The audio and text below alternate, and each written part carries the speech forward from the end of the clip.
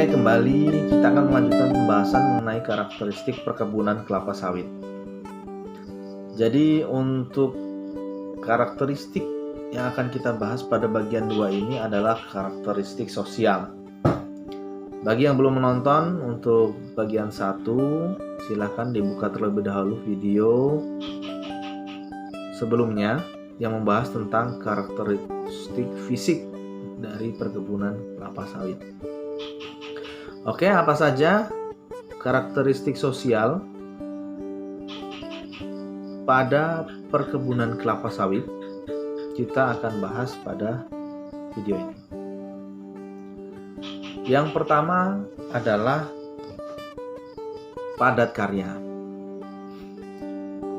Padat karya itu artinya sebagian besar pekerjaan yang ada di perkebunan kelapa sawit masih menggunakan tenaga manusia dengan jumlah yang besar.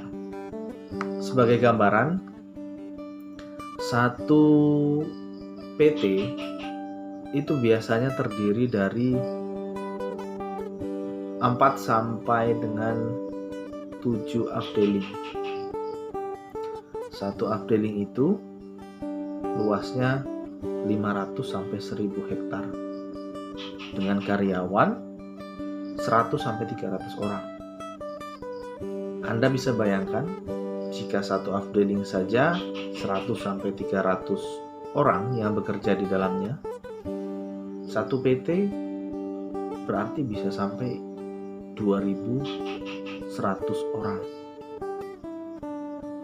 Itulah kenapa kemudian perkebunan kelapa sawit memiliki karakteristik padat karya. Yang kedua, lokasi kerja sama dengan lokasi tempat tinggal. Nah, ini merupakan karakteristik yang melekat pada perkebunan kelapa sawit. Karena di mana kita bekerja, di situ kita tinggal. Jadi kita tidak bisa untuk bertempat tinggal di luar site atau di luar estate atau di luar perkebunan tempat kita bekerja. Biasanya di dalam perkebunan kelapa sawit selalu dibangun emplacement atau perumahan-perumahan yang memang sudah disiapkan dengan segala fasilitas penunjangnya untuk membuat karyawan betah tinggal dan bekerja secara maksimal di dalam perkebunan tersebut. Karakteristik sosial yang ketiga adalah tanggung jawab 24 jam. Perlu digarisbawahi bahwa tanggung jawab 24 jam ini khusus untuk supervisor ke atas ya, mandor, asisten manajer, asisten kepala, manajer ke atas ya. Kenapa tanggung jawab 24 jam? Karena ya dalam profesi planters atau orang-orang yang bekerja sebagai supervisi di perkebunan tidak ada jam kerja. Kalau kita bisa menyelesaikan tanggung jawab kita lebih cepat, maka kita bisa istirahat lebih cepat. Gitu. Dan penjelasan berikutnya mengenai tanggung jawab 24 jam ini adalah berbicara mengenai tanggung jawab sosial terhadap karyawan-karyawan kita. Seandainya jam 1 malam ada karyawan kita yang melahirkan atau yang sakit, kita sebagai pimpinan di wilayah tersebut wajib untuk membantu dan mengurus segala kebutuhan-kebutuhannya. Tidak bisa berlepas tangan dan tidak bisa apatis. Itulah yang dimaksud dengan tanggung jawab 24 jam. Karakteristik sosial yang berikutnya adalah seorang planters dituntut untuk memiliki kemampuan yang spesialis generalis. Nah, artinya apa? Artinya sebagai seorang planters, spesialisnya adalah orang yang memahami dan mampu mengelola sistem organisasi perkebunan kelapa sawit. Itu spesialisnya ya, secara agronomi. Dia harus sudah menguasai ilmu tentang tanaman kelapa sawit dan bagaimana cara mengelolanya. Tapi juga dituntut untuk memiliki kemampuan generalis. Pimpinan, supervisor, asisten, mandor harus mempunyai kemampuan generalis. Maksudnya gimana?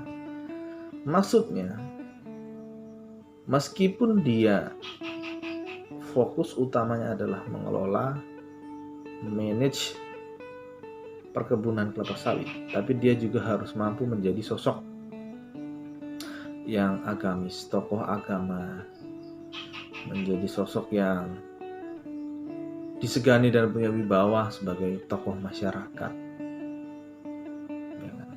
memiliki kepedulian terhadap hal-hal yang spesifik tentang kesehatan, teknik, atau hal-hal lain. Jadi seperti rumah karyawan yang rusak, gentingnya bocor, sedikit banyak seorang pimpinan yang mengelola wilayah tersebut harus tahu, oh ini ada problem ini di gentingnya, bocor, harus segera diperbaiki dan lain sebagainya. Jadi tidak melulu dia hanya fokus pada satu bidang mengenai kelapa sawit.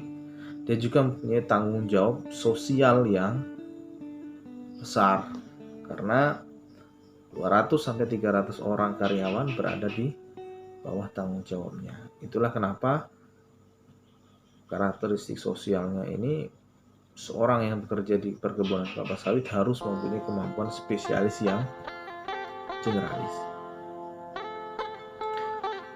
Mungkin itu ya, sedikit pembahasan mengenai karakteristik sosial. Di samping tentu ada karakteristik sosial lain yang lebih detail, tergantung dengan posisi dan letak dari perkebunan itu sendiri. Perkebunan yang berada di Sumatera tentu secara permasalahan sosial dan karakteristik sosialnya berbeda dengan perkebunan yang ada di Kalimantan atau di Malaysia, tentu berbeda. Yang tadi saya sebutkan adalah secara umum, yang mungkin secara garis besar karakteristik tersebut dimiliki oleh hampir semua perkebunan kelapa sawit yang ada di Indonesia. Terima kasih. Salam.